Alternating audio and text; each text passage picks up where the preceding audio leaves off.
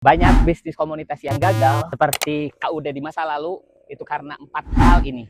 Dan yang terakhir kalian pasti tidak nyangka. Assalamualaikum warahmatullahi wabarakatuh. Saya Cecep Ernanto dari Wanaraja, Kabupaten Garut, seorang sosiopreneurship dan juga sebagai konsultan pendamping pada program-program pemberdayaan masyarakat dan penguatan ekonomi komunitas.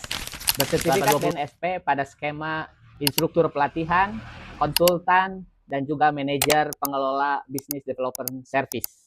Hampir 18 tahun ini aktivitas saya dihabiskan untuk melakukan pendampingan di berbagai macam daerah di Indonesia, mulai dari Kalimantan, Sulawesi, Jambi, Jawa, dan tentu saja di daerah Jawa Barat pada khususnya. Saya banyak berinteraksi dengan masyarakat dalam konteks penguatan bisnis komunitas.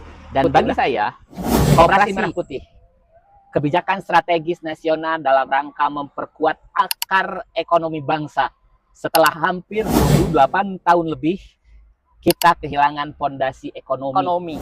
Masyarakat kita kebanyakan pada masa-masa periode lampau itu hanya sebagai penonton. Tidak bisa menikmati kekuatan ekonomi yang ada di daerahnya sekitar. Koperasi Desa Merah Putih memiliki potensi yang sangat besar untuk menjadi penggerak ekonomi masyarakat. Dengan syarat, dengan 4 kesalahan yang sering dilakukan oleh bisnis komunitas seperti KUD di masa lampau, itu bisa dihindari oleh Koperasi Merah Putih.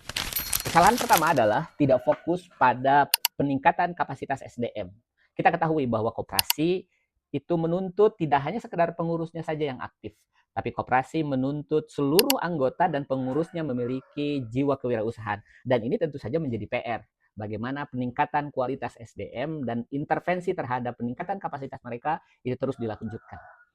Kegagalan ini mengakibatkan banyak program-program, kegiatan-kegiatan yang berbasis bisnis komunitas ini gagal karena ujung-ujungnya hanya mengandalkan sebagian pihak saja dari seluruh aktor yang terlibat dalam program.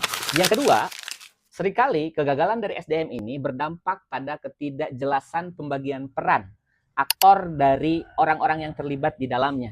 Seringkali akhirnya banyak orang-orang yang merasa bahwa saya tidak memiliki peran, saya tidak dilibatkan, potensi saya tidak naungi, tidak dioptimalisasi, dan mereka kebanyakan menjadi orang-orang yang akhirnya toksik di organisasi, toksik di kelembagaan, bukannya meningkatkan kualitas kelembagaan, tapi kemudian malah merusak kelembagaan. Di satu sisi, orang-orang yang kemudian terlibat secara penuh merasa bahwa dirinya capek sendiri, kerja sendiri, hingga akhirnya merasa berhak untuk mengakuisisi aset kekayaan yang seharusnya milik bersama.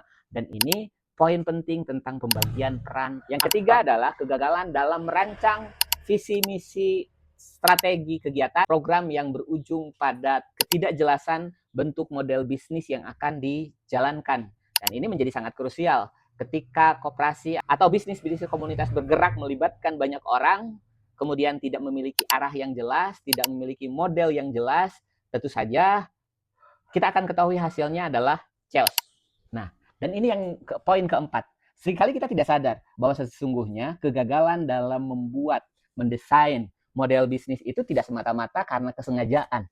Seringkali ini terjadi karena ternyata kita salah menggunakan tools, salah menggunakan alat untuk mendesain model bisnis berbasis komunitas. Selama ini yang kita kenal adalah desain-desain atau tools-tools model bisnis untuk membangun model bisnis berbasis koperasi, personal, atau solopreneur. Sementara model bisnis yang memetakan banyak aktor, ini kadang-kadang kita tidak menemukan toolsnya. Di buku saya, Community Business Model Generator, di sini membantu para penggerak ekonomi kerakyatan, sosial, lingkungan, pendidikan, kebudayaan, dan keagamaan seperti koperasi, KUB, dan banyak lagi, membantu merancang sebuah model bisnis berbasis keselarasan nilai. Buku Community Business Model Generator ini adalah hasil dari perjalanan saya selama 18 tahun mendampingi para pelaku usaha, mendampingi para penggerak ekonomi kerakyatan untuk membangun model bisnis yang kuat berbasis komunitas.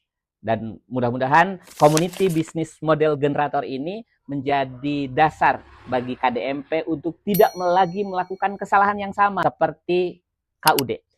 Jumpa lagi dengan saya nanti dalam kegiatan membangun model bisnis berbasis keselarasan di Koperasi Merah Putih.